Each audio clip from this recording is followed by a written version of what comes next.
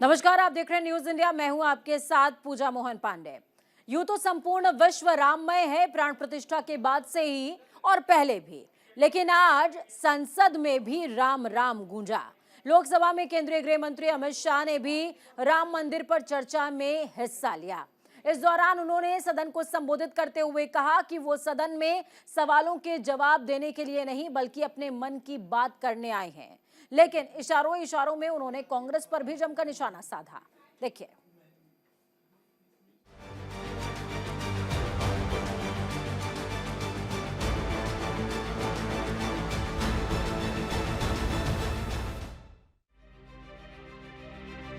अयोध्या में श्री राम मंदिर के ऐतिहासिक निर्माण और रामलला की प्राण प्रतिष्ठा पर लोकसभा में चर्चा हुई।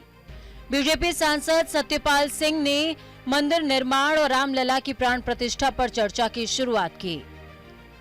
इसके लिए सांसद सत्यपाल सिंह ने आभार जताया। आदरणीय अध्यक्ष महोदय, भगवान राम अयोध्या में राम मंदिर का निर्माण और वहां पर 22 जनवरी 2024 को रामलला की जो प्राण प्रतिष्ठा हुई और उसके बारे में आज इस महान भारत के महान सदन में, आजाद भारत के इस महान सदन में, जो सदन हम सब लोग सांसदों को गौरवान्वित करता है, उस सदन में भगवान राम के बारे में बोलना, उनके मंदिर के बारे में अपना प्रस्ताव रखना मेरा बहुत बड़ा आज सौभाग्य है। संसद के निचले सदन में ये चर्चा नियम 193 के तहत हुई। 31 जनवरी को 17वीं लोकसभा के आखिरी सत्र की शुरुआत राष्ट्रपति द्रौपदी मुर्मू के अभिभाषण से हुई। ये सत्र 9 फरवरी तक चलना था, लेकिन राम मंदिर पर चर्चा के लिए सदन की कार्यवाही को एक दिन के लिए और बढ़ाया गया। इसके बाद लोकसभा में राम मंदिर और प्राण प्रतिष्ठा पर चर्चा हुई। इस दौरान सांसदों ने लोकसभा में जय श्री राम के नारे लगाए।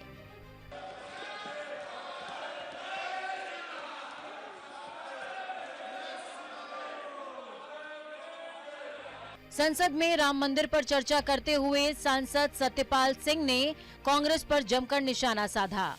उन्होंने कहा कि कांग्रेस ने भगवान राम को खारिज किया, इसलिए देश में कांग्रेस का ये हाल है। 2007 के अंदर जब रामेश्वरम और श्रीलंका के बीच में राम सेतु के निर्माण का प्रोजेक्ट तैयार हुआ, उस समय की जो सरकार थी, उस समय की कांग्रेस सरकार ने, उनके संस्कृति मंत्रालय ने उच्चतम न्यायालय में जाकर के एक शपथ पत्र दिया और शपथ पत्र ये दिया कि भगवान राम नाम का कोई व्यक्ति इस धरती पर पैदा नहीं हुए, राम जो एक काल्पनिक विषय है। वाल्मीकि रामायण ने कहा है, यतो धर्म है ततो राम है, यतो राम है ततो धर्म है। जहाँ राम है वहाँ धर्म है। और साथ साथ में भगवान व्यास ने यह भी कहा था, धर्मो रक्षित है हतो धर्मो हतो हंतु। जहाँ जो धर्म का हाना करता है, धर्म की हत्या करता है, उनकी हत्या हो जाती है, और जो धर्म की रक्षा करते हैं उनकी रक्षा होती है। और जिस प्रकार से कांग्रेस ने उस समय जो है राम को नकारा, भगवान राम को नकारा, आज उनकी ये स्थिति है। इस पर कांग्रेस की ओर से सांसद गौरव गोगोई ने संसद में मोर्चा संभाला। उन्होंने राष्ट्रपिता महात्मा गांधी का उदाहरण देते हुए सदन को बताया कि गांधी जी ने अपने जीवन के अंतिम वक्त में श्री राम को नहीं छोड़ा। उनके आखिरी शब्द हे राम ही थे। भगवान राम सबके हैं और वे हर समय हमारे साथ हैं। चाहे हम सुख हो, चाहे हम दुख हो, चाहे हम अंधकार में हो, चाहे हम क्रोधित हो, चाहे हम सफल हो, चाहे हम असफल हो, वो हर क्षण हमारे कण कण में है। चाहे दिन की शुरुआत हो, जब हम एक दूसरे से मिलते हैं तो उत्तर भारत या पश्चिमी भारत में राम राम कह के, या राजस्थान में राम राम सा कह के एक दूसरे को स्वागत करते हैं, या महात्मा गांधी की तरह जीवन के अंतिम पल पर हे राम वे लफ्ज हमारे जुबान पर रहते हैं। प्रधानमंत्री नरेंद्र मोदी की तारीफ करते हुए सांसद सत्यपाल सिंह ने कहा कि इतिहास के कालखंड में कभी कभी ऐसे युग पुरुष पैदा होते हैं जो दुनिया की तकदीर बदलने की ताकत रखते हैं। पहले यूपीए सरकार के खिलाफ श्वेत पत्र लाकर मोदी सरकार ने कांग्रेस को घेरा और अब अयोध्या में राम मंदिर पर संसद में चर्चा करते हुए कांग्रेस पर तीखा हमला बोला। चर्चा के दौरान बीजेपी ने राम मंदिर के निर्माण में देरी को लेकर कई आरोप लगाए। हालांकि कुछ आरोपों पर कांग्रेस खुद का बचाव करते हुए भी नजर आई। न्यूज इंडिया के लिए संजीव कुमार की रिपोर्ट।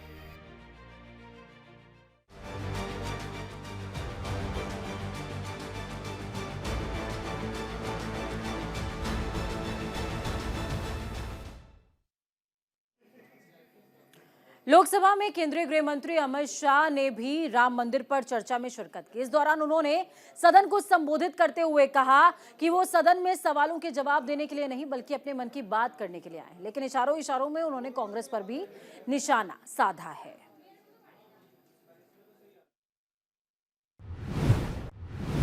मान्यवर, मैं देश की 140 करोड़ की जनता की ओर से भी आसन का, स्पीकर साहब का धन्यवाद करना चाहता हूं, क्योंकि ये जो सदन है वो नियम से तो चलता ही है। हर चर्चा नियमों से बंधी हुई होती है, संविधान से बंधी हुई होती है, परंतु एक मायनों में ये सदन जन चेतना का, जनता की आकांक्षाओं का और जनता की इच्छाओं की प्रवक्ता बनने का भी सदन का दायित्व है। और आज ये हो रहा है। 140 करोड़ के देश में और दुनिया भर में बैठे हुए राम भक्त जो 22 जनवरी के बाद एक अद्भुत आध्यात्मिक चेतना का अनुभव कर रहे हैं, इसको वाचा देने के लिए आपने समय दिया, इसलिए देश आपका हमेशा के लिए आभारी रहेगा। मान्यवर, मैंने आज किसी का जवाब नहीं देना है। आज मैं मेरे मन की बात और देश की जनता की आवाज को इस सदन के सामने रखना चाहता हूं, जो सालों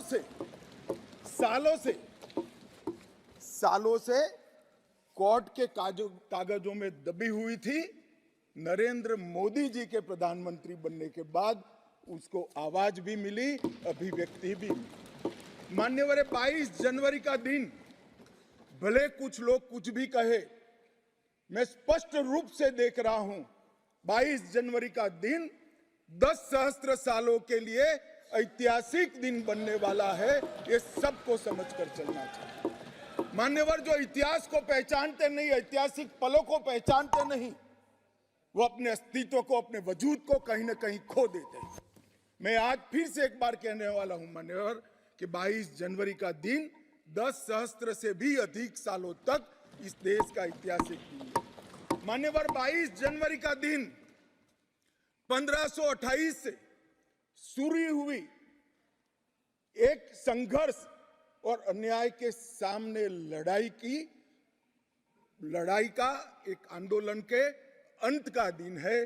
1528 से चली हुई ये न्याय की लड़ाई यहां पर समाप्त होती है।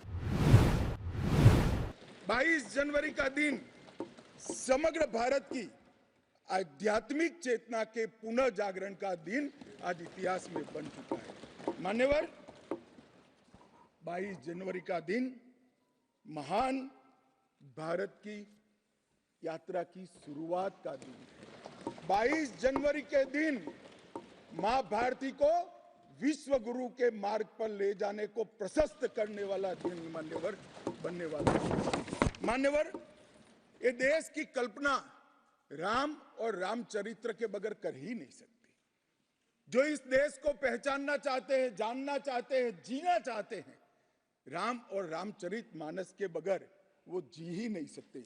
राम का चरित्र और राम ये देश के जनमानस का प्राण है। ये सबको समझना चाहिए, सबको स्वीकारना चाहिए। और इसीलिए मान्यवर, हमारे संविधान की पहली प्रत से लेकर महात्मा गांधी के आदर्श राज्य की कल्पना को राम राज का नाम लिया गया, संविधान में भी राम दरबार को स्थान दिया गया।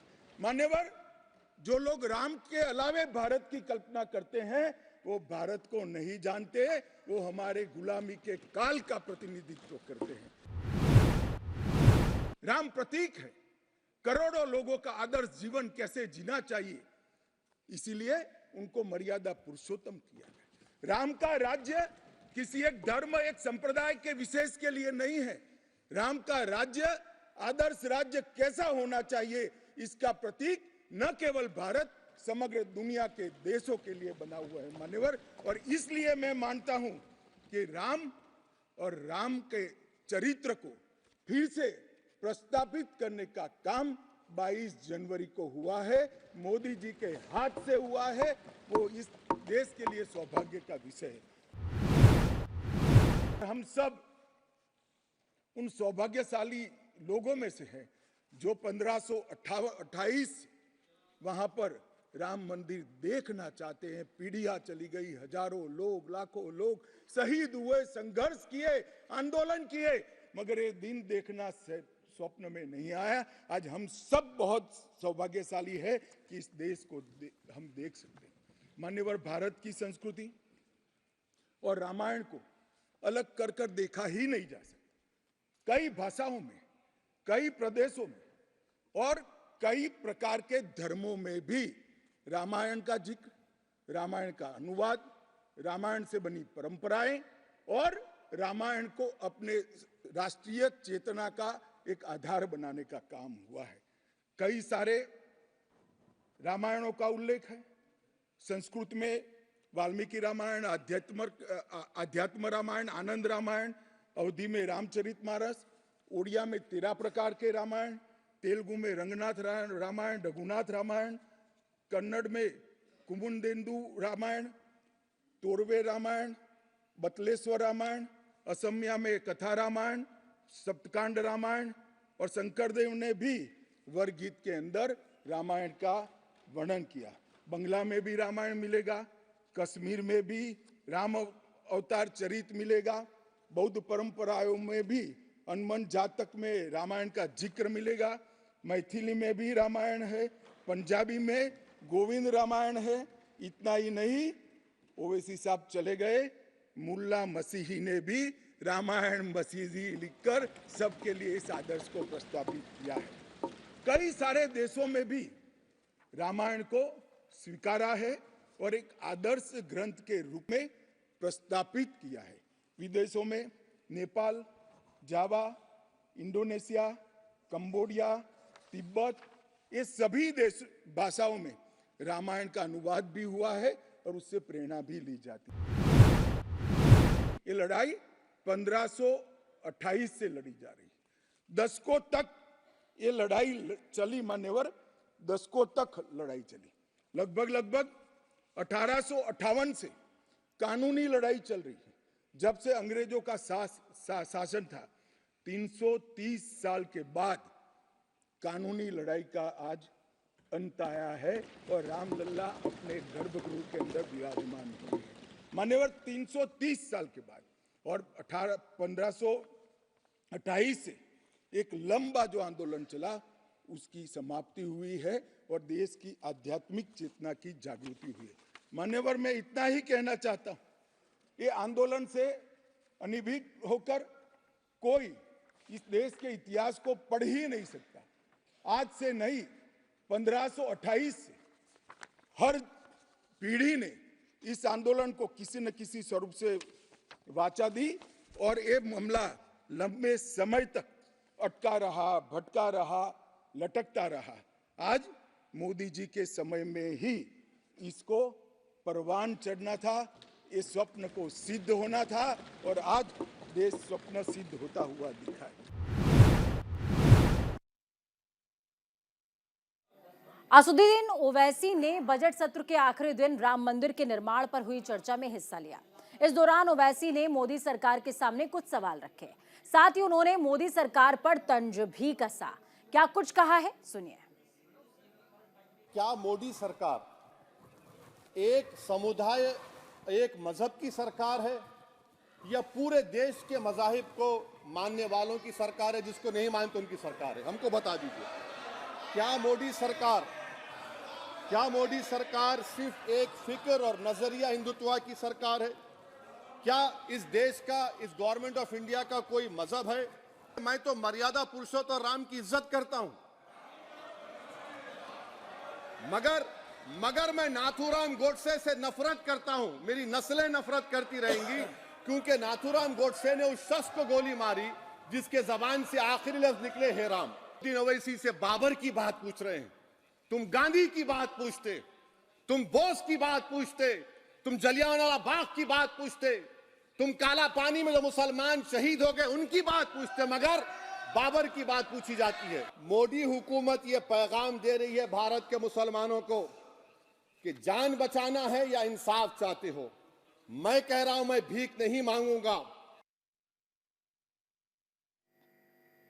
प्रधानमंत्री मोदी ने संबोधन के बाद लोकसभा स्पीकर ओम बिरला ने 17वीं लोकसभा के आखिरी सत्र को संबोधित किया। इस दौरान उन्होंने 5 साल के कार्यकाल की उपलब्धियों को गिनाया। क्या कुछ उन्होंने कहा, सुनिए। पीपल 55 करोड़ लोग, जो भारत की आबादी का 40% बनता है, 40% ऑफ इंडियन पॉपुलेशन, इनको 5 लाख रुपए का हर साल सालाना गंभीर बीमारियों से लड़ने का इलाज करने के लिए आज व्यवस्था की। कभी सोचा था आयुष्मान भारत? और कौन लोग हैं ये? मैं बार बार बोलता हूं, ये गरीब लोग हैं।